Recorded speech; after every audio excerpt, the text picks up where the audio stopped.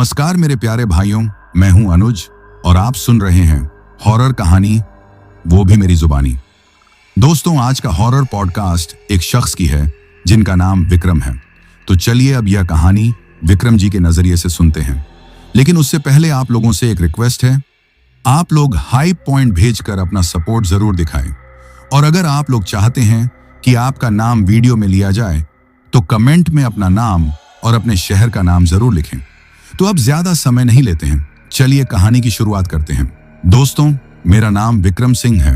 मैं कलकत्ता का रहने वाला हूं। मैं पेशे से एक इंस्पेक्टर हूं। मुझे बचपन से ही पुलिस फोर्स में जाने का शौक था। जब मैं बचपन में पुलिस वालों को वर्दी पहने हुए देखता था तो मेरे दिल में भी एक इच्छा पैदा होती थी कि काश मैं भी एक दिन बड़ा होकर पुलिस वाला बनूं और इसी तरह अपने देश की और लोगों की रक्षा करूं। खूब मन लगाकर मेहनत की, पढ़ाई की। पिताजी ने भी मेरा खूब साथ दिया। माता और पिता की इच्छा थी कि मैं डॉक्टर बनूं, मगर जब मैंने उनसे अपनी इच्छा बताई तो कहने लगे, बेटा, जिंदगी तुम्हें गुजारनी है, जो तुम्हारा दिल चाहता है तुम वो करो। और यूं मैं दिन रात जागती आंखों से सपने देखता हुआ अपनी पढ़ाई करता रहा। और फिर मेरी जिंदगी में वह दिन खुशियां लेकर आया जब मैं पुलिस फोर्स में सिलेक्ट हो गया था। मैं इंस्पेक्टर भर्ती हुआ था। खुशी का कोई ठिकाना नहीं था। सबसे पहले मेरा ट्रांसफर एक दूर दराज इलाके में कर दिया गया था। वहां पर ज्यादातर गांव देहात के लोग बसे थे। मेरे थाने से कुछ ही फासले पर एक नई कॉलोनी बनी थी जो शहर से कुछ फासले पर थी। वह लोग जो अकेलेपन के और शांति के शौकीन थे वो इस नई कॉलोनी में आ गए। कॉलोनी में आकर रहने लगे थे। इस कॉलोनी के एक तरफ जंगल था, दूसरी तरफ श्मशान घाट था और श्मशान घाट से कुछ ही फासले पर एक बहुत बड़ा कब्रिस्तान भी आता था। और फिर मैं अपने क्वार्टर पर मौजूद था। आधी रात का वक्त था जब अचानक से मेरे कांस्टेबल ने आकर मुझे यह खबर दी तो मैं सुनकर चौंक गया। वह कहने लगा, जो नई कॉलोनी बसी है वहां पर एक आदमी का कत्ल हो गया है। क्या? ये कब की बात है और तुम्हें किसने बताया? सर, उस कॉलोनी के रहने वालों ने हमें यह इत्तला दी है कि हम जल्दी से वहां पर पहुंचे। वह एक मुसाफिर था जो वहां पर आया था। उसके चीखने की आवाज सुनकर कॉलोनी वालों की आंखें खुली। बाहर आकर देखा तो वहां पर एक मुसाफिर की कटी फटी लाश पड़ी थी। मैं जल्दी से कांस्टेबल को लेकर वहां पर पहुंच चुका था। बहुत सारे लोग जमा थे। पूरी कॉलोनी उस वक्त रोशनी से भरी थी। सब लोग जाग रहे थे। ये बात ही ऐसी थी जिसने उन लोगों की नींद उड़ा दी थी। कहाँ है लाश? उन लोगों से पूछा तो उन्होंने एक तरफ इशारा किया। ये लाश कॉलोनी से थोड़ा हटकर पड़ी हुई थी। जिस तरफ श्मशान घाट था उसी तरफ ही इस लाश का चेहरा था। ऐसे लग रहा था जैसे ये आदमी श्मशान घाट की तरफ जा रहा था और किसी ने उसे मार दिया। लाश का मुआयना किया तो एक अजीब बात देखने को मिली थी कि इस लाश की गर्दन शरीर से अलग थी, मगर वहां पर खून का एक धब्बा तक नहीं था। हम सभी हैरान रह गए थे। ऐसा कैसे हो सकता है कि लाश के जिस्म से खून ना निकले? कहीं ऐसा तो नहीं कि इस आदमी को कत्ल किसी और जगह पर किया गया था और फिर लाश लाकर यहां पर फेंक दी? अगर कत्ल यहीं पर होता तो आसपास खून तो मिलता। मगर कॉलोनी के लोग कहने लगे, हमें लगता है कि यहीं पे कत्ल हुआ है, क्योंकि हमने किसी के भागते कदमों की आवाज भी सुनी थी। किसी को चिल्लाते हुए भी सुना था। आदमी अपनी मदद के लिए पुकार रहा था, मगर जब तक हम यहाँ पे पहुंचे तो तब ये आदमी जमीन पर गिरा तड़प रहा था और एक साया हमने जंगल की तरफ जाता हुआ देखा था। उनकी बात सुनकर मैं चौंक गया था। ऐसा कैसे हो सकता है? अगर इस आदमी का कत्ल यहाँ पर हुआ है तो यहाँ पर खून क्यों नहीं है? क्या इस आदमी के शरीर में खून नहीं था? ये बात तो समझ में आने वाली नहीं थी। लाश को पोस्टमार्टम के लिए भिजवा दिया गया था। पोस्टमार्टम की रिपोर्ट भी हैरान करने वाली थी कि लाश के जिस्म से खून निचोड़ लिया गया था। यह मेरी जिंदगी का पहला केस था जिसने मुझे पूरी तरह से उलझा दिया था। इस आदमी की भी पहचान हो गई थी। वह साथ वाले गांव का ही आदमी था जो शहर में नौकरी करता था और आज वह अपने गांव की तरफ जा रहा था, मगर रास्ते में उसके साथ ये हादसा हो गया। मैं इस केस के बारे में सोच सोच कर उलझ चुका था कि आखिर इस आदमी का कत्ल कैसे हुआ और किसने किया। कांस्टेबल कहने लगा, सर, मुझे लगता है कि यह भूत प्रेत का चक्कर है। उसकी बात सुनकर मैं चौंक गया था। क्या मतलब? वो भूत का चक्कर कैसे? मुझे इन बातों पर बिल्कुल भी यकीन नहीं था। मैंने कभी अपनी जिंदगी में न किसी भूत को देखा था और न ही किसी ऐसे आदमी को जिसको कभी भूत ने सताया हो या जिसके शरीर पर कब्जा किया हो। इसलिए जब भी मैं ऐसी बातें सुनता था तो मैं यकीन नहीं करता था। ये भूत प्रेत की बातें मेरे लिए सिर्फ कहानियां थीं। इनका हकीकत से दूर दूर तक कोई लेना देना नहीं था। मैंने कांस्टेबल को भी डांटकर चुप करवा दिया था। तुम केस को किस तरफ लेकर जाने की कोशिश कर रहे हो? खबरदार, अगर तुमने हमारी सोच को भटकाने की कोशिश की तो तुम्हारी यह बात सुनकर कॉलोनी के सब लोग यही कहना शुरू हो जाएंगे कि किसी भूत ने कत्ल किया है। अरे भूत वूत कुछ भी नहीं होता। कातिल इसी कॉलोनी में ही मौजूद है, मगर उसने यह कत्ल किया कैसे? मुझे यह समझ नहीं आ रही कि अचानक से किसी आदमी के शरीर से खून का एक एक कतरा तक कैसे निचोड़ा जा सकता है। मेरा फ्लैट पुलिस स्टेशन के पास था। अपने घर वालों से दूर मैं यहां पर रह रहा था। जब छुट्टी होती थी तो तभी मैं अपने घर वालों से जाकर मिलता था। अगले दिन मुझे छुट्टी थी। मैंने सोचा कि अपने घर जाऊं, मगर इस केस ने मुझे इतना उलझा रखा था। मैंने सोचा कि जब तक मैं कातिल तक नहीं पहुंचता तब तक मैं कहीं पे नहीं जाऊंगा। उस दिन मैंने कॉलोनी के सब लोगों से पूछताछ की थी। वहां पर जितने भी रहने वाले थे सबसे ही।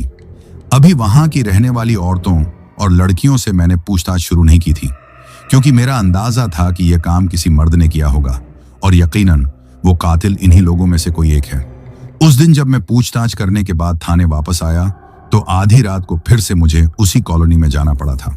आज भी हमारे थाने में कॉलोनी से कॉल आई थी कि एक और आदमी की लाश मिली है। वो इसी कॉलोनी का रहने वाला है। वह एक नौजवान लड़का था। जब हम लोग वहां पर पहुंचे तो लाश की हालत भी ऐसी ही थी जैसी कुछ दिन पहले हमें मिली थी। गर्दन शरीर से कटकर अलग पड़ी हुई थी, मगर खून का एक धब्बा तक नहीं था। इस आदमी के चेहरे का रुख भी श्मशान घाट की तरफ था, जैसे यह आदमी भी वहां पर जा रहा था, मगर किसी ने उसे मार दिया। यह सब हो क्या रहा है? कौन है वो जो इतनी सफाई से यह काम कर रहा है?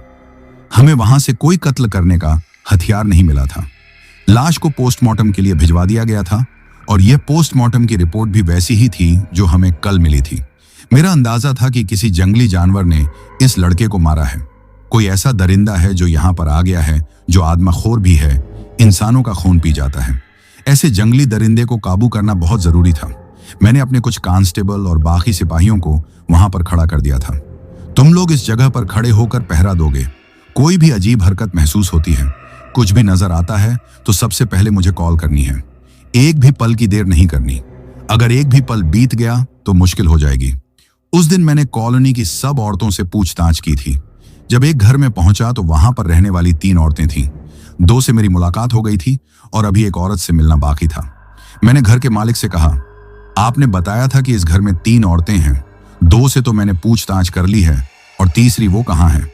मालिक कहने लगा, मेरी बेटी की तबीयत खराब है। जब से कॉलोनी में यह सब हो रहा है, डर से उसकी बुरी हालत हो गई है। सारी रात वह सो नहीं पाती। इस वक्त दवा देकर उसे सुलाया है। सुनकर मुझे हमदर्दी महसूस हुई थी। यकीनन वह लड़की बहुत संवेदनशील होगी, दूसरों का दर्द समझने वाली होगी, तभी इन सारी हालातों के बारे में जानकर इतनी दुखी है। मगर मैं उससे पूछताछ करके यहां से जाऊंगा। आज जिस काम के लिए आया हूं वह काम पूरा करना होगा। इन दोनों औरतों से तो मुझे कोई भी जानकारी नहीं मिली थी, मगर न जाने क्यों मेरा दिल कह रहा था कि वह लड़की मेरी मदद कर सकती है। वह आदमी अपनी बेटी को बुलाने के लिए चला गया था और फिर जब वह लड़की मेरे पास आई तो उसे देखकर मैं अपनी पलकें झपकाना भूल गया था। लड़की बहुत खूबसूरत थी। वह सामने आकर नजरें झुकाकर बैठ गई थी। उसकी आंखों में एक अजीब सी उदासी थी, चेहरे पर भी गम के रंग थे। मैंने उससे पूछताछ शुरू की, मगर वह मुझे कोई भी सीधा जवाब नहीं दे रही थी। इस वक्त उसकी मानसिक हालत ठीक नहीं लग रही थी। मैं दोबारा आने का कहकर वहां से आ गया था। इस कॉलोनी में जितने भी लोग थे उनसे बात करके मुझे यही अंदाजा हुआ था कि इनमें से कोई भी इस सब में शामिल नहीं है। यकीनन यह काम किसी इंसान का नहीं, किसी दरिंदे का ही है। उस रात पुलिस वाले वहीं पर खड़े रहकर पहरा दे रहे थे। 2 दिन तक तो कोई भी अजीब घटना पेश नहीं आई थी, मगर अगले ही दिन मेरे कांस्टेबल ने मुझे रोते हुए कॉल की। कहने लगा, सर, अजय हम लोगों में नहीं रहा। क्या मतलब? मैं उसकी बात सुनकर बुरी तरह हैरान रह गया। वह कहने लगा, सर, अजय की भी मौत हो गई है, बिल्कुल उसी तरह से जैसे पहले 2 कत्ल यहां पर हो चुके हैं। मैं जल्दी से वहां पर पहुंचा था। देखा तो अजय की लाश की हालत भी वैसी ही थी। ये हो क्या रहा है? कौन है वो जो ये कत्ल कर रहा है? अजय जंगल की तरफ खड़ा था। उस वक्त वो अकेला था। जब सुनील ने उसके चीखने की आवाज सुनी थी, मैं सुनील के पास गया। वो बहुत रो रहा था। अजय उसका बहुत अच्छा दोस्त था। सुनील, ये सब कैसे हुआ? मुझे बताओ, तुमने क्या देखा है? सुनील कहने लगा, सर, मैंने एक साया देखा था जो अजय की लाश से भागकर एक तरफ जा रहा था। क्या मतलब? कैसा साया? क्या वो कोई जानवर था? कोई दरिंदा था? कहने लगा, नहीं सर, वो कोई इंसान था और बिजली की तेजी से भागते हुए यहां से एक तरफ गया था। उसका रुख किस तरफ था? जंगल की तरफ या फिर श्मशान घाट की तरफ? कहने लगा, सर, वो इस बस्ती की तरफ गया था, उस कॉलोनी की तरफ। अब एक बात पर तो मेरा शक गहरा हो गया था कि यह काम किसी दरिंदे का नहीं, किसी इंसान का था, और दूसरे शक की पुष्टि भी हो गई थी कि यह काम करने वाला उसी कॉलोनी का ही रहने वाला था। मगर वो यह सब कर क्यों रहा था? क्या वो कोई पागल था या उन लोगों से उसकी कोई खास दुश्मनी थी? अजय ने आखिर उसका क्या बिगाड़ा था? एक सीधा सादा लड़का, वो तो अपनी ड्यूटी दे रहा था। अजय की मौत का बहुत दुख था। अब मैंने वहां पर पहले से ज्यादा पुलिस फोर्स खड़ी कर दी थी, मगर हर रोज मुझे अपने साथियों की लाशें मिलने लगी थी। अब ऊपर से भी मेरे ऊपर सख्ती की जाने लगी थी। मिस्टर विक्रम, आप कर क्या रहे हैं? अभी तक आप कातिल तक नहीं पहुंचे। हमारे पुलिस के कितने आदमी मारे जा चुके हैं। अगर तुमसे यह केस हल नहीं हो रहा तो हमें बताओ, हम किसी और को वहां पर भेज देते हैं। नहीं सर, मैं यह केस हल कर लूंगा, आप चिंता मत करें। कहने को तो मैंने कह दिया था, मगर बुरी तरह उलझ कर रह गया था। हैरान था, यह सब क्या है? कुछ समझ नहीं आ रहा मुझे। आखिर इस केस को मैं कैसे सुलझाऊं? कातिल का कोई सुराग नहीं मिल रहा, न लाश के पास से कोई कत्ल का हथियार मिल रहा था, और न कोई ऐसा सुराग जिससे हम कातिल तक पहुंच पाते। अब मैं दोबारा से कॉलोनी के लोगों से पूछताछ करने लगा था, मगर मुझे कोई भी नतीजा नहीं मिल रहा था। अब मैंने सोचा कि मैं खुद भी उसी जगह पर खड़े रहकर ड्यूटी दूंगा। कितने दिनों से मैं अपने घर भी नहीं गया था, अपने माँ बाप से भी नहीं मिला था। उस दिन मेरी माँ की कॉल आई तो वो बहुत परेशान थी। बेटा, मैंने सपना देखा है कि तुम बहुत परेशान हो, किसी मुश्किल में हो। बेटा, अपना ख्याल रखना। तुम इतने दिनों से घर नहीं आए तो मुझे चिंता हो रही है। माँ, अभी मैं कुछ दिन तक और नहीं आ सकता जब तक मैं केस हल ना कर लूं। कैसा केस? माँ ने पूछा तो मैंने सारी बात माँ को बताई। वह और भी ज्यादा परेशान हो गई। अरे बेटा, मैंने अपने सपने में यही देखा था कि तुम एक बंद गली में खड़े हो। तुम्हारे पास एक बहुत डरावनी आत्मा खड़ी है जो तुम्हें नुकसान पहुंचाने वाली है। बेटा, ये जो कोई भी है बहुत खतरनाक है। यह सारा रहस्यमय खेल है। मुझे लगता है कि यह सब करने वाले कोई आत्मा हैं या कोई भूत प्रेत। बेटा, तुम वापस आ जाओ, छोड़ दो इस केस को, कोई और इसे हल कर लेगा। अगर तुम्हें कुछ हो गया तो हम जीते जी मर जाएंगे। नहीं माँ, यह मेरी जिंदगी का पहला केस है और मेरे करियर के लिए यह बहुत जरूरी है। अब मैंने इसे चुनौती की तरह ले लिया है। जब तक मैं इस केस को हल नहीं करता, तब तक मैं आप लोगों से मिलने के लिए भी नहीं आऊंगा। मैं अपनी सारी तवज्जो इसी केस पर देना चाहता हूँ।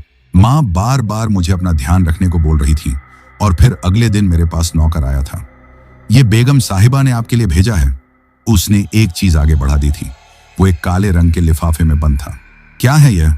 नौकर कहने लगा, यह ताबीज है जो आपकी माँ ने आपके लिए भेजा है। उन्होंने कहा है कि आप इसे अपने बाजू के साथ बांध कर रखें। मैं अपनी माँ की मोहब्बत पर मुस्कुरा दिया था और फिर उनके कहने के मुताबिक उस ताबीज को अपने बाजू से बांध लिया था। रात हुई तो माँ दोबारा से कॉल करके मुझे बार बार अपना ख्याल रखने की ताकीद करती रहीं, और मैं फिर उनसे वादा करके फोन बंद करने के बाद उसी कॉलोनी में आ गया था। आज खुद मैं इस जगह पर खड़ा रहूंगा। मैं देखूंगा कि वो कौन है जो ये सब कर रहा है। मैंने अपने सारे साथियों को भी तैयार रहने का इशारा किया था, और मेरे पास भी सारा सामान मौजूद था। अगर कोई दरिंदा या कोई भी इंसान मुझ पर हमला करता तो मैं अपना बचाव कर सकता था।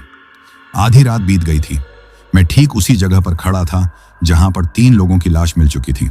मुझे अंदाजा था कि कातिल ज्यादातर इसी जगह पर ही अपने शिकार पर हमला करता है, और आज मैं अपने इस मुजरिम को पकड़ने का फैसला कर चुका था। मेरे एक हाथ में तेज धार चाकू था तो दूसरे हाथ में पिस्तौल था, जो कि इस वक्त लोड था, और ट्रिगर पर मेरी उंगली मौजूद थी। मेरी नजरें चौकन्नी थीं, आसपास का जायजा ले रहा था और दिमाग भी पूरी तरह से जागा हुआ था। आज ओस की रात थी। हर तरफ गहरा अंधेरा था।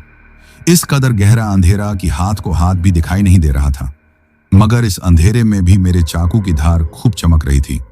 अचानक से मुझे अपने दाहिनी तरफ किसी हलचल का एहसास हुआ था, जैसे कोई पांव घसीट कर मेरी तरफ आया हो। मैं तैयार हो गया था। अंदाजा हो गया था कि वो कोई और नहीं, यकीनन वही कातिल है जो अब यकीनन मुझ पर भी हमला करने जा रहा है। और मेरा यह अंदाजा गलत नहीं था। अचानक से किसी ने मेरे बाजू पर हाथ रखा और फिर वो चिल्लाते हुए दूर जा गिरा। मैंने उस साए को जमीन पर गिरते हुए देखा था। अचानक से मैंने अपना हाथ हवा में उठाया और उस पर अपने चाकू से वार किया। अगले ही पल वो बिजली की तेजी से वहां से उठकर एक तरफ भागा। मैं भी उसके पीछे भागा था। उसका रुख अब कॉलोनी की तरफ था। मैं भी उसके पीछे भागा जा रहा था। मेरे सारे साथी भी तैयार हो गए थे, वो भी मेरे पीछे आ रहे थे। सर, क्या हुआ है? क्या आपने कातिल को देख लिया है? सर, आप ठीक हैं? मैं सबकी बातों को अनदेखा करते हुए लगातार उसी के पीछे भाग रहा था और फिर यह देखकर मैं हैरान रह गया था कि वो साया एक घर में दीवार कूदकर गायब हो गया था।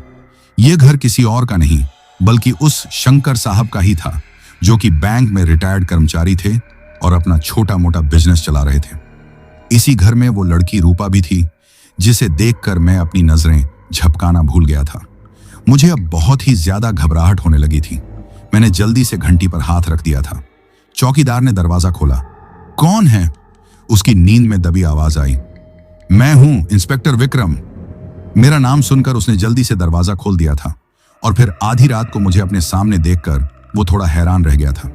साहब जी, आप यहां इस वक्त? सब ठीक है? हाँ, मुझे इस घर की तलाशी लेनी है। क्या मतलब साहब जी? इस घर की तलाशी क्यों लेनी है? मेरे बोलने पर वो घबरा गया था। जितना कहा है उतना करो और मुझे यकीन है कि तुम लोग कानून के साथ सहयोग करोगे। अगर कोई गड़बड़ी की तो मुझसे बुरा कोई नहीं होगा।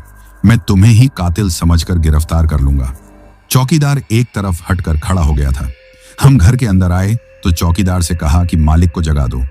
थोड़ी देर के बाद शंकर साहब हमारे सामने थे। क्या बात है इस वक्त साहब?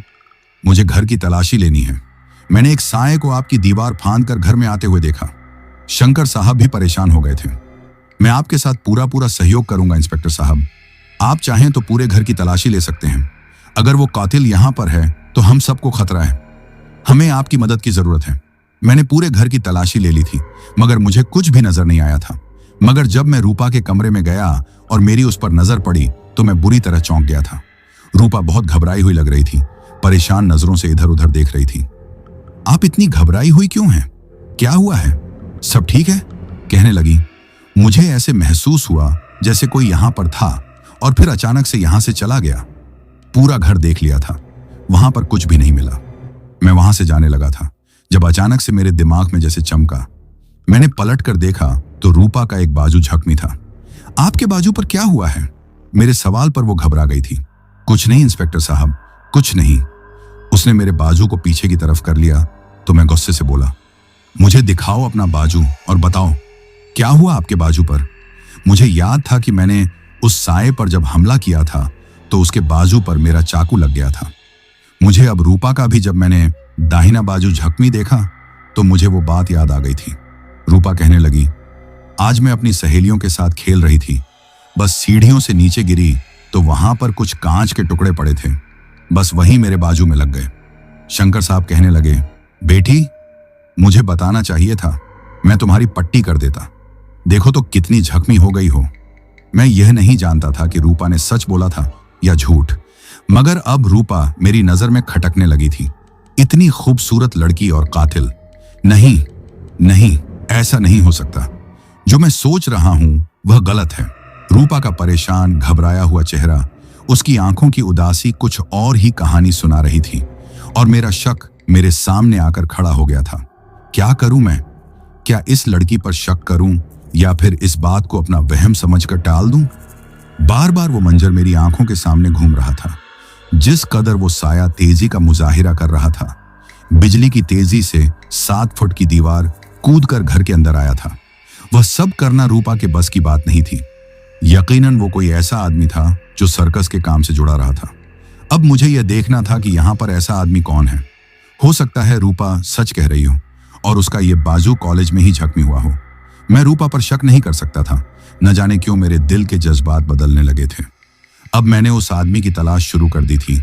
जो कुछ मैंने देखा था उसी बुनियाद पर ही मैं सबसे पूछताछ कर रहा था, मगर वहां पर ऐसा कोई भी आदमी नहीं था जो मेरे शक के घेरे में आकर शक को यकीन में बदलता।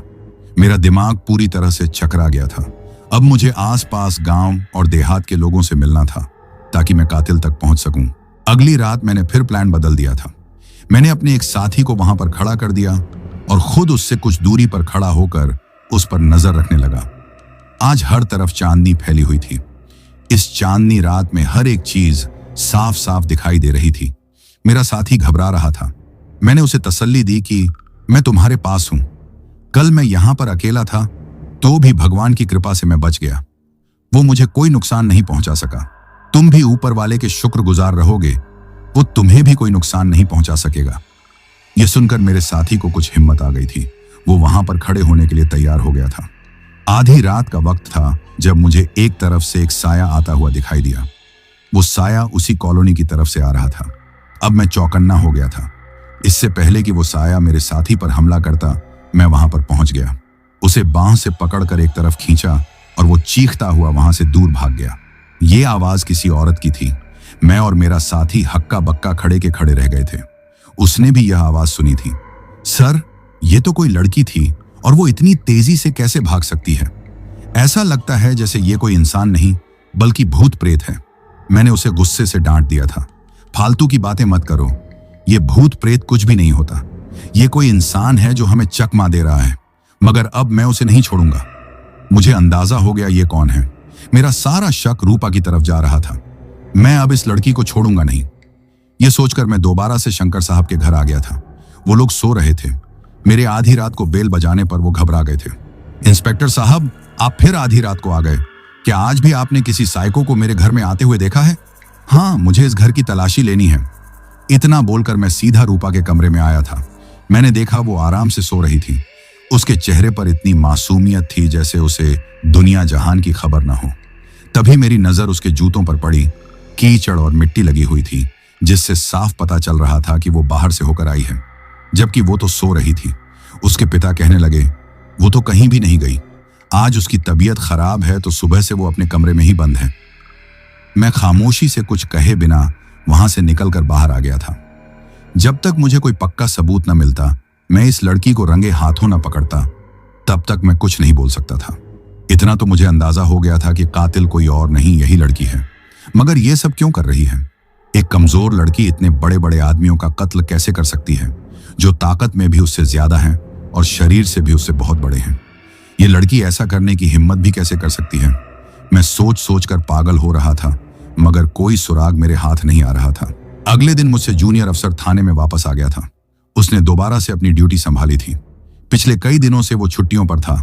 उसकी तबीयत बहुत खराब थी। अब उसने अपना चार्ज संभाला था। जब मैंने उसे इस केस का जिक्र किया तो कहने लगा, सर, मुझे लगता है ये किसी भूत प्रेत का चक्कर है। ये किसी इंसान के बस का काम नहीं है। अब मुझे और भी ज्यादा गुस्सा आ गया था। तुम लोग ये बातें कैसे कह सकते हो? ये काम किसी इंसान का ही है और ये बात मैं साबित करके रहूंगा। मगर वो लगातार इस बात से मना कर रहा था। सर, अगर आप मुझे इजाजत दें तो मैं अपने गुरुजी से जाकर सारी बात को बताता हूं। मुझे यकीन है कि वो जरूर हमारी मदद करेंगे और इस केस को हल करने में भी हमारा साथ देंगे। तुम्हारे गुरुजी? वो कौन हैं? क्या करते हैं वो? और इस केस को हल करने में वो हमारी कैसी मदद कर सकते हैं? क्या वो कोई रिटायर्ड अफसर हैं? वो मुस्कुराया था। सर, वो बहुत पहुंचे हुए हैं। वो एक साधु बाबा हैं। वो सब कुछ जान लेते हैं जो आम इंसान नहीं जान सकता। उन्हें वो नजर आ जाता है जो किसी और को दिखाई नहीं देता। मैं अब इन बातों को सुनकर परेशान हो रहा था। कैसी अजीब बातें कर रहे हो तुम? मुझे तुम्हारी किसी बात पर कोई विश्वास नहीं है। ऐसे लोग ढोंगी होते हैं, फरेबी। इनके पास कोई शक्ति नहीं होती, बस लोगों को बेवकूफ बनाते हैं। मोहन ने मेरी बात पर विश्वास किया या नहीं, मगर वो कुछ कहे बिना वहां से उठकर चला गया था। अपनी ड्यूटी उसने संभाली थी और फिर शाम को मैंने उससे कहा, तैयार रहना, आज तुम भी हमारे साथ इस कॉलोनी में चलोगे। आज हम सभी लोग मिलकर पहरा देंगे। जब से मैं वहां पर जा रहा हूं तब से किसी का भी कत्ल नहीं हुआ। उस साये ने बहुत साथियों पर हमला किया, मगर मैं वहां पहुंचकर उन्हें बचा लिया। मेरी बात सुनकर मोहन बहुत हैरान हुआ था। सर, आपने कैसे उन्हें बचाया? क्या आपके पास भी कोई शक्ति है? मैं मुस्कुराया था। नहीं, मेरे पास कोई शक्ति नहीं है। मेरे साथ मेरे माँ बाप की दुआएं हैं और ऊपर वाले का साथ है। मैं जानता हूं कि यह सब करने वाला कौन है। जल्द ही मैं उसे सबके सामने लेकर आ जाऊंगा। मगर मोहन ने हमारे साथ जाने से मना कर दिया। सर, आज मुझे जरूरी एक जगह पर जाना है, मगर मैं वादा करता हूं कल आपके साथ जरूर जाऊंगा। मुझे उसकी बात सुनकर बुरा तो लगा था, मगर मैं खामोश हो गया। वो रात सब पर बहुत भारी गुजरी थी। उस रात हमें अजीब अजीब आवाजें सुनाई दी थीं। हर तरफ से ऐसा लगता था जैसे कोई गोल घेरे में भाग रहा हो। हमें अपने पीछे किसी के कदमों की आवाज सुनाई देती। जब पीछे पलटकर देखते तो वहां कोई भी नहीं होता था। सभी लोगों को वहां पर छोड़कर मैं एक तरफ चलने लगा था। मैंने एक साये को उस शमशान घाट की तरफ जाते हुए देखा था। मुझे यकीन था कि इस वक्त रूपा यकीनन इस शमशान घर की तरफ गई है। वो यहां पर बैठकर इंतजार कर रही होगी कि कब हम में से कोई अकेला मिले और वो उस पर हमला करे। इसीलिए मैं अकेला ही उस तरफ आ गया था, ताकि एक बार वो मेरे सामने आए तो सही और फिर मैं उसका काम तमाम कर दूं, उसकी असलियत सबके सामने लेकर आऊं। मेरे दिल में ये उत्सुकता थी कि मैं जानूं तो सही कि वो ये सब कर क्यों रही है। जब शमशान घाट में आया तो हर तरफ अंधेरे ने मेरा स्वागत किया था। मैंने एक तरफ किसी को भागते हुए देखा, बस मैं भी उसी तरह भागने लगा। भागते भागते मैं शमशान घाट के अंदर के कमरे की तरफ आ गया था। अब यहां पर सिर्फ मैं था और ये टूटी फूटी इमारत। कौन है यहां पर? देखो, जो कोई भी हो मेरे सामने आ जाओ। आज तुम्हें मुझसे कोई नहीं बचा सकता। मेरा इतना कहना ही था कि किसी की हंसी की आवाज मेरे कानों से टकराई थी और फिर मुझे एक तरफ भागने की आवाज महसूस हुई और मैं एक बार फिर से पागलों की तरफ भागते हुए बाहर आ गया था। तब मुझे अपने साथियों की आवाज सुनाई दी, सर, राजू का कत्ल हो गया सर, यहां पर आए। मैं भागते हुए वहां पर आया। देखा तो हमारा एक साथी राजू हमें छोड़कर चला गया था। उसकी लाश की हालत भी वैसी ही थी। सर शरीर से कटकर अलग पड़ा हुआ था और खून का एक कतरा तक वहां पर नजर नहीं आ रहा था। अब मुझे यह समझने में देर नहीं लगी कि उसने ये सब साजिश की थी, मुझे यहां से दूर लेकर जाने के लिए, मुझे भटकाने के लिए। सवाल यह था कि पलक झपकते ही वो शमशान घाट से यहां तक कैसे पहुंच गई। इस कॉलोनी और शमशान घर के बीच तो अच्छा खासा फासला था।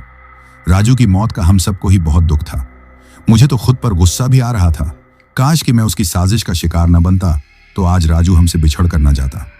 हम सभी बहुत दुखी थे। सबसे ज्यादा दुखी मैं था। अगले दिन मैं अपनी सीट पर था जब मोहन मेरे पास आया।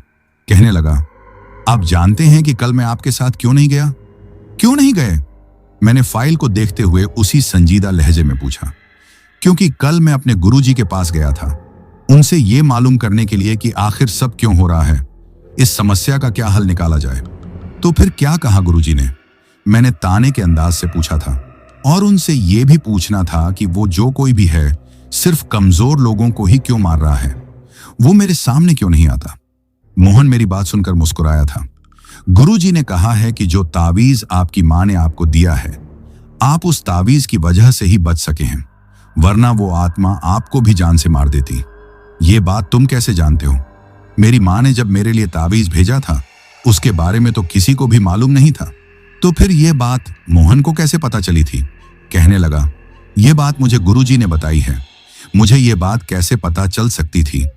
तुम्हारे गुरुजी ने और क्या बताया है? यह सब क्यों हो रहा है? अब मुझे कुछ कुछ इस मामले में दिलचस्पी हो रही थी। वो कहने लगा, मैंने गुरुजी को बुला लिया है, वो शाम को यहां पर आ जाएंगे और अब वही बता सकते हैं कि आखिर इस सब का कारण क्या है। थोड़ी देर गुजरी थी जब कांस्टेबल ने आकर बताया कि साथ वाले गांव में 3 लोगों की लाशें मिली हैं और तीनों की लाशें इसी तरह सरकटी हुई हैं। अब तो मैं अपना सर पकड़कर रह गया था। अब हम कहां कहां पहरा देंगे, कहां कहां पर जाकर लोगों की हिफाजत करेंगे और कैसे? वो जो कोई भी है इस कॉलोनी से निकलकर अब आसपास के गांवों में फैल चुका है। तब मोहन कहने लगा, आप सर मेरी बात पर विश्वास करें, ये सब करने वाला कोई इंसान नहीं है, ये कोई आत्मा है। आप खुद सोचें कि कोई इंसान ऐसा कैसे कर सकता है, एक ही पल में किसी को कत्ल कर देना और फिर उसके शरीर से सारा खून निचोड़ लेना। क्या ऐसा कभी आपने अपने जीवन में देखा है? मैंने नफी में सर हिलाया था। अब मैं मोहन के गुरुजी का बेसब्री से इंतजार कर रहा था।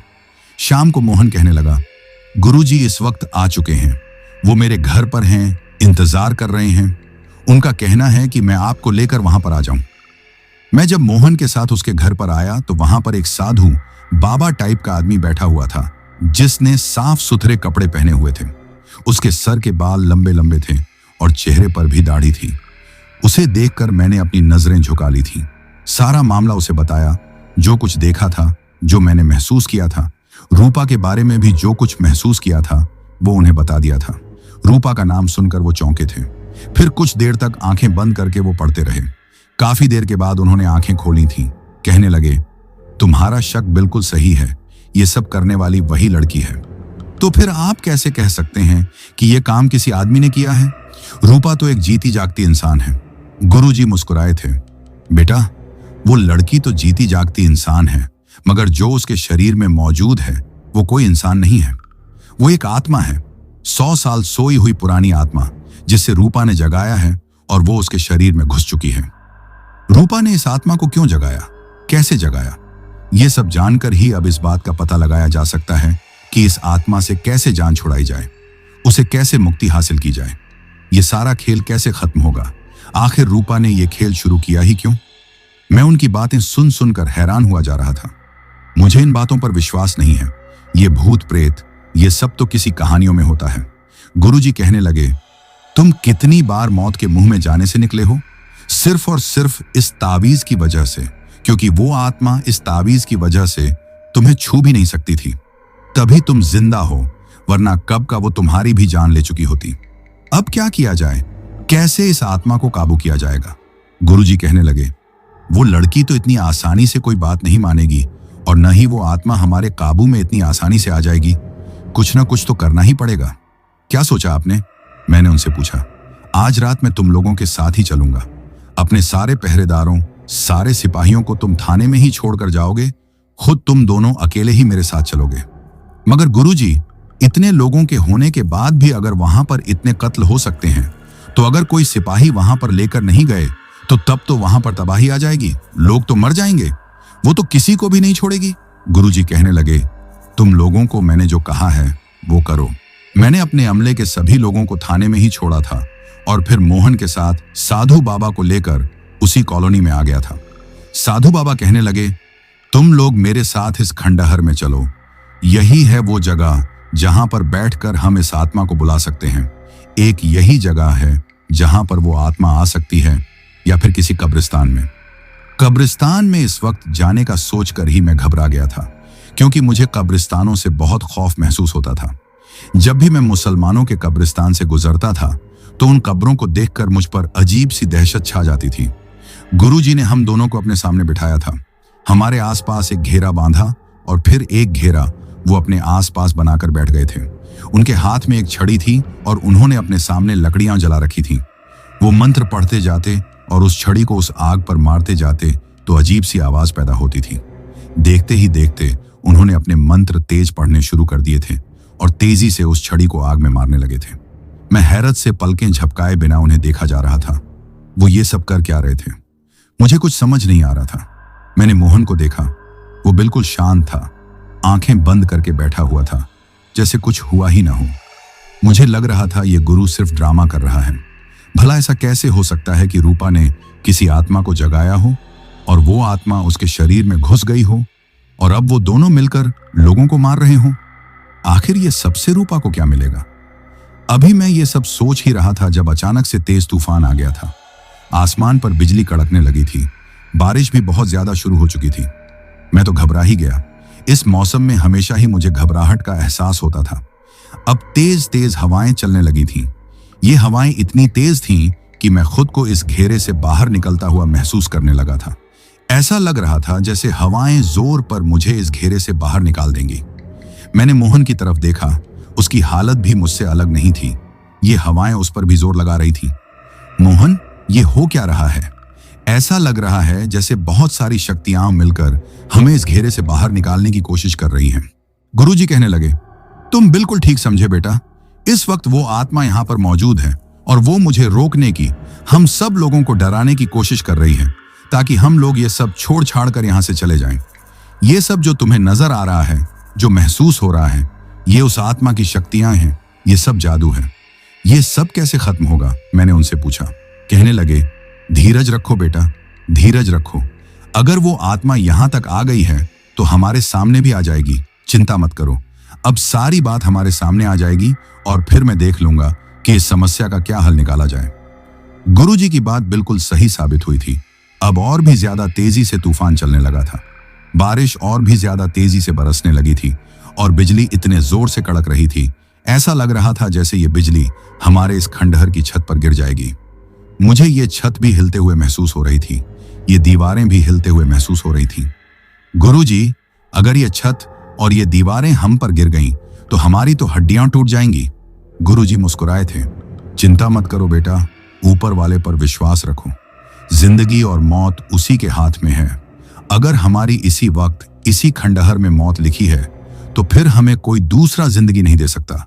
लेकिन अगर अभी हमने जीना है तो कोई हमें खत्म नहीं कर सकता। मैंने देखा एक साया उस दरवाजे से चलता हुआ अंदर आ रहा था। वो शरीर में बहुत बड़ा था, लंबा चौड़ा। उसका चेहरा बहुत खौफनाक था। और फिर जब वो हमारे सामने आकर खड़ा हुआ और जब बिजली से उस पर रोशनी पड़ी तो देखकर मैं हैरान रह गया कि वो साया किसी और का नहीं बल्कि रूपा का था।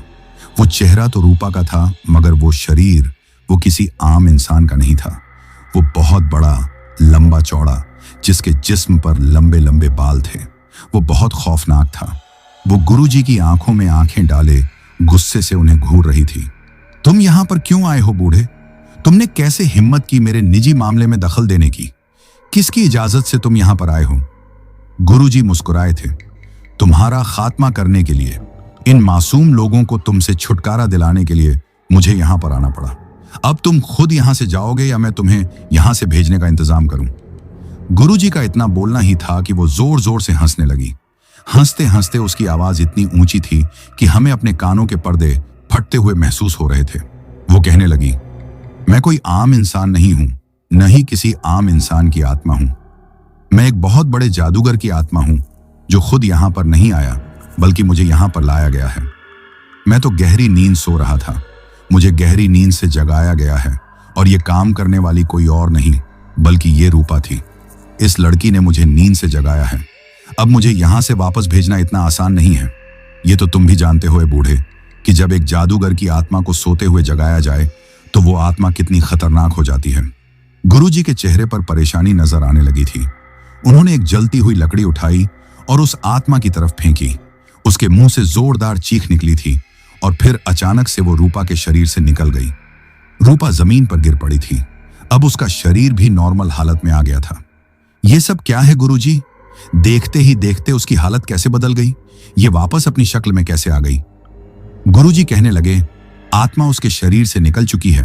अब ये लड़की उस आत्मा के असर से आजाद है, मगर ये सब थोड़े समय के लिए। दोबारा भी वो आत्मा उसके शरीर में घुस सकती है। हमें इस लड़की को होश में लाना होगा। अब यही है जो सारी बात हमें बता सकती है कि ये सब इसने क्यों किया और कैसे किया। गुरुजी ने रूपा के चेहरे पर पानी के छींटे मारकर उसे होश में लाए थे। काफी देर के बाद वो आंखें खोलने में कामयाब हुई थी। वो डरी हुई हालत में कभी हम लोगों को देख रही थी, कभी खंडहर की तरफ। मैं तो अपने घर में थी, मैं यहां पर कैसे आ गई? गुरुजी कहने लगे, लड़की, जो तुमने किया है वो बहुत बड़ा पाप है, बहुत गलत है। तुम्हारी वजह से कितने लोग जान से चले गए हैं। तुम जानती हो कि तुमने कितना बड़ा पाप किया है और तुम्हें तुम्हारे पाप की सजा मिल सकती है। गुरुजी की बात सुनकर रूपा का चेहरा बदल गया था। वो बुरी तरह डर गई थी। उसकी आंखों में आंसू आ गए थे। आपको गलत फहमी हुई है, मैंने कुछ भी नहीं किया। मुझे तो ये समझ नहीं आ रही मैं यहां पर कैसे आई। आप लोग मुझे यहां पर कैसे लाए? मैं तो अपने कमरे में सो रही थी, फिर आप लोग मेरे साथ ऐसा कैसे कर सकते हैं? मैं अपने पिताजी को आपकी शिकायत लगाऊंगी, मैं पुलिस में रिपोर्ट करवाऊंगी। आप लोगों ने मुझे अगवा किया है। गुरुजी ने हाथ उठाकर उसे खामोश करवा दिया था। मुझे बस इतना बताओ लड़की कि तुमने उस जादूगर को क्यों जगाया और इस सब में तुम्हारी किसने मदद की? मुझे ये जानना है। रूपा के चेहरे का रंग बदल गया था। मैंने किसी आत्मा को नहीं जगाया, मैं किसी जादूगर को नहीं जानती। मुझे यहां से जाने दें। आप लोग मेरे साथ ऐसा नहीं कर सकते। रूपा ने वहां से भागने की कोशिश की थी, मगर मैं उसके रास्ते में आ गया। लड़की, तुमने अपने साथ साथ हम सब की जान को मुश्किल में डाल दिया है। अब जब तक तुम पूरी बात नहीं बताओगी तब तक तुम कहीं नहीं जा सकती। अगर तुम चाहती हो कि सारी बातें हम तुम्हारे माता पिता के सामने न करें तो हमें बताओ, वरना हम सब लोगों को तुम्हारी असलियत बता देंगे और फिर तुम जानती हो कि वो लोग जिनके अपने उनसे बिछड़े हैं वो तुम्हारा क्या हाल करेंगे। रूपा पर इस धमकी का असर हो गया था। वो रोने लगी थी। गुरुजी ने उसे पानी दिया। पानी पीकर वो कुछ शांत हुई थी। अब बताओ लड़की, क्यों किया तुमने ऐसा? रूपा रोते हुए कहने लगी, मैं एक लड़के से प्यार करती थी, उससे शादी करना चाहती हूँ। आप मुझे देखें, मैं कितनी सुंदर हूँ, मुझ में किस चीज की कमी है। मगर फिर भी उस लड़के ने मुझे छोड़कर किसी और लड़की से दोस्ती कर ली। वो मेरे साथ प्यार का खेल खेलता रहा, मुझसे वादे किए कि वो मेरे साथ शादी करेगा, मेरे साथ जिंदगी गुजारेगा। मैं उसकी मोहब्बत में हर हद पार कर गई। जो वो कहता गया मैं वो करती गई। मगर फिर भी जब उसका मुझसे दिल भर गया तो मुझे छोड़कर उसने किसी और लड़की से शादी कर ली। फिर क्या हुआ? गुरुजी ने पूछा। फिर मैं तो जैसे पागल हो गई थी। उसकी मोहब्बत की मैं आदी थी, उसकी तवज्जो की, उसकी बातों की। जब उसने मुझे नजरअंदाज करना शुरू किया तो मेरी जैसे जान पर बनाई। आप नहीं जानते कि मैं कितनी तकलीफ में थी। मुझे कुछ समझ नहीं आता था मैं क्या करूं। इस गम में बहुत रो रही थी। अपने घर आ रही थी जब रास्ते में मुझे एक आदमी मिला। कहने लगा, अगर सीधे तरीके से इंसान अपना मकसद हासिल ना कर सके तो उसे दूसरा रास्ता अपना लेना चाहिए।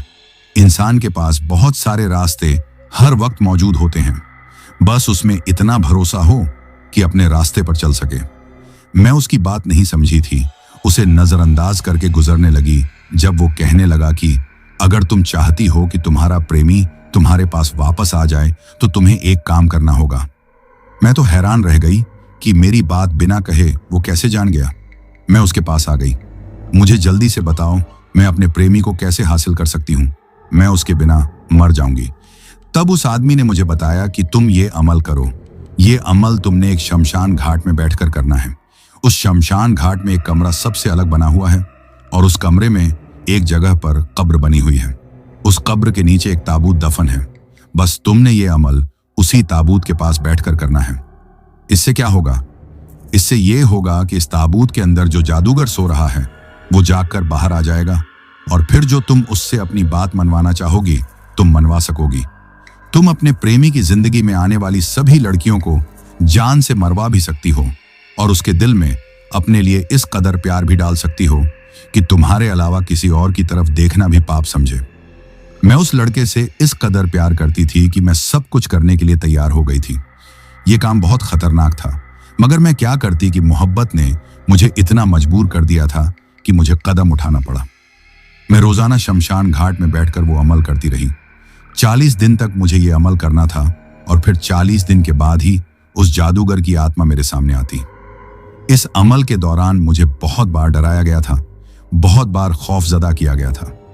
कितनी ही खौफनाक मखलूकात मैंने अपने आसपास देखी थी, मगर मैं अपनी आंखें बंद करके अपने मंत्र पढ़ती रही, क्योंकि मुझे कामयाब होना था, अपने प्रेमी को हासिल करना था और उसके लिए मैं हर हद से गुजर जाना चाहती थी।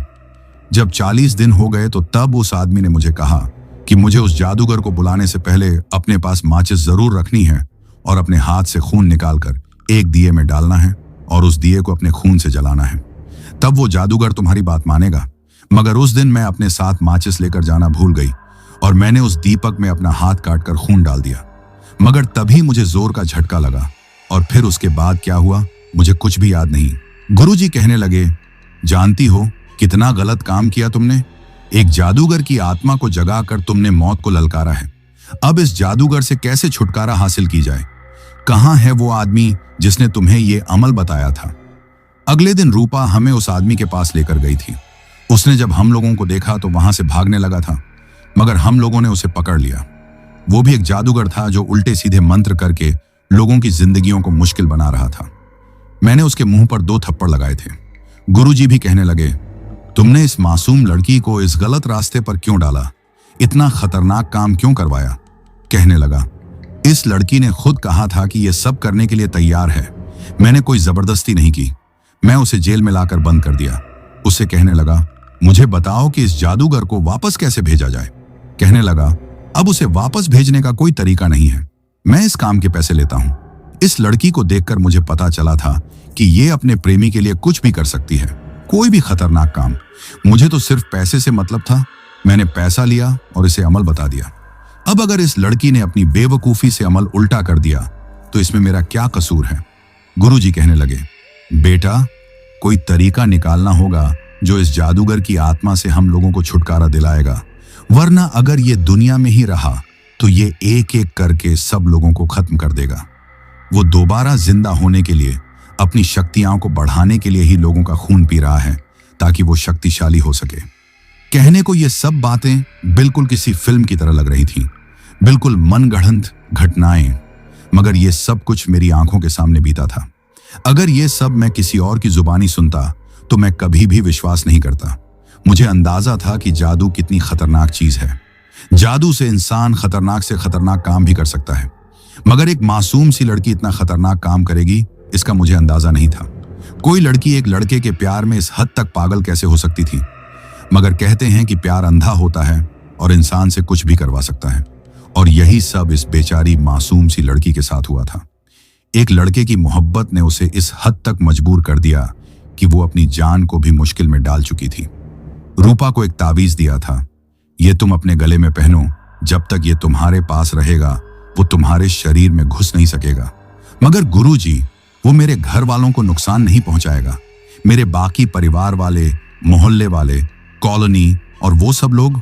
रूपा बोलने लगी, बेटा तुमने तो सबको मुश्किल में डाल ही दिया है, और अब तुम्हें उनकी फिक्र क्यों हो रही है?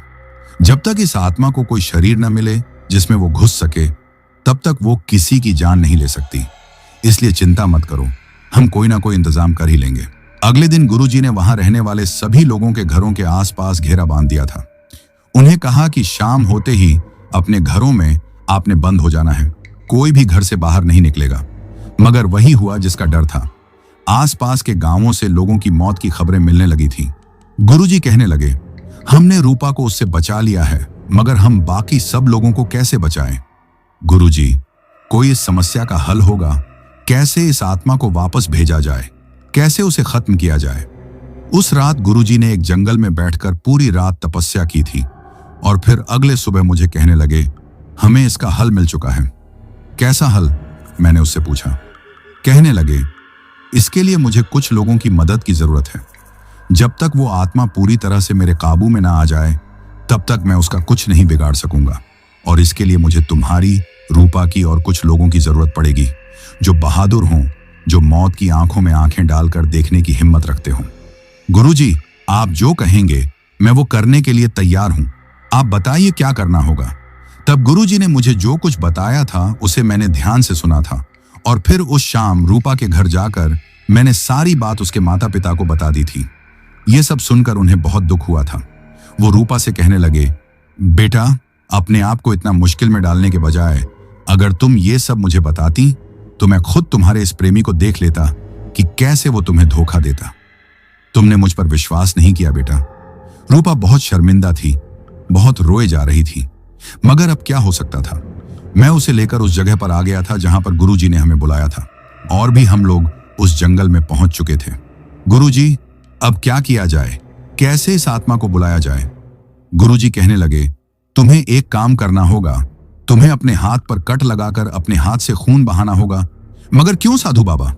मैंने हैरत से पूछा। क्योंकि तुम्हारे खून की खुशबू ही इस आत्मा को इस तरफ बुलाएगी, और जब वो यहां पर आएगा और जब रूपा को देखेगा तो उसके शरीर में घुसने की कोशिश करेगा, और बस तभी हमारा काम शुरू होगा। गुरुजी के मुताबिक मैंने अपने हाथ पर एक गहरा कट लगा दिया था। मेरे हाथ से तेजी से खून बहने लगा था, और मैंने उस खून को रोकने की कोशिश भी नहीं की थी। लगातार तेजी से खून बहता जा रहा था। तभी दूर से किसी के भागते कदमों की आवाजें सुनाई देने लगी थी। मैंने अपने साथियों को अलर्ट रहने का इशारा कर दिया था। रूपा ने अपने गले से वो ताबीज उतारकर साधु बाबा को दे दिया था। दरअसल साधु बाबा ने उसे कहा था कि जब तक वो ताबीज तुम्हारे गले में रहेगा तब तक वो तुम्हारे करीब नहीं आएगा। उसे धोखा देने के लिए इस ताबीज का उतारना बहुत जरूरी है। जब वो आत्मा साए की शक्ल में वहां पर आ रही थी, तब मैंने रूपा को देखा। उसका चेहरा डर से पीला पड़ रहा था। वो बहुत डर रही थी, खौफ से कांप रही थी, और फिर रूपा भागते हुए एक तरफ जाने लगी थी, और वो साया भी भागते हुए उसके पीछे जा रहा था। अचानक से रूपा एक जगह पर जाकर खड़ी हो गई।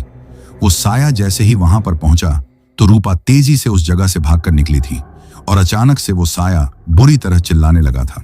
जिस जगह पर रूपा जाकर खड़ी हुई थी, उस जगह पर साधु बाबा ने एक हिफाजती घेरा बांधा हुआ था, और जब वो आत्मा इस हिफाजती घेरे में पहुंची तो वो कैद होकर आ गई थी, क्योंकि गुरुजी ने उसके आसपास एक मंत्र से घेरा बनाया हुआ था।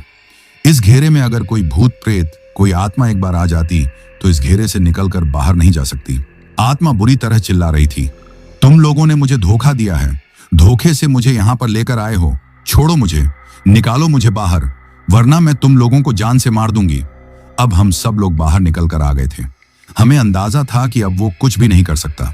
गुरुजी ने उस आत्मा के सामने एक जगह पर आग जलाई और फिर ऊंची आवाज में मंत्र पढ़ने लगे।